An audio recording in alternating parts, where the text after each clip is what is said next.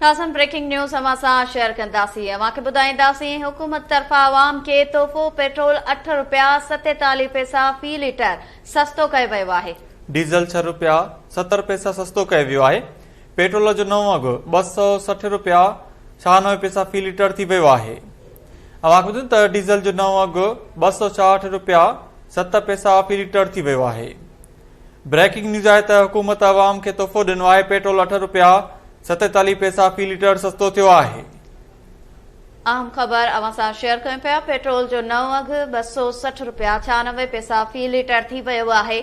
हुकूमत पारां अवाम खे तोहफ़ो ॾिनो वियो आहे। पेट्रोल 8 रुपया 47 पैसा फ़ी लीटर सस्तो कयो वियो आहे। अवांखे ॿुधाईंदासीं, डीज़ल 6 रुपया 70 पैसा सस्तो कयो वियो आहे।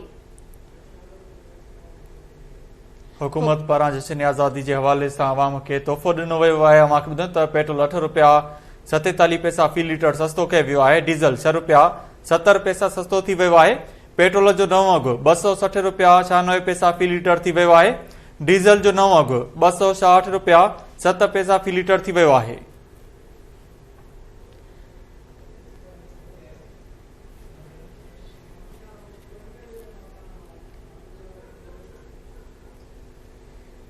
ब्रेकिंग न्यूज़ अवां सां शेयर कयूं पिया। अवांखे ॿुधायूं पिया, पेट्रोल 8 रुपया 47 पैसा फ़ी लीटर सस्तो थी वियो आहे। डीज़ल 6 रुपया 70 पैसा सस्तो कयो वियो आहे।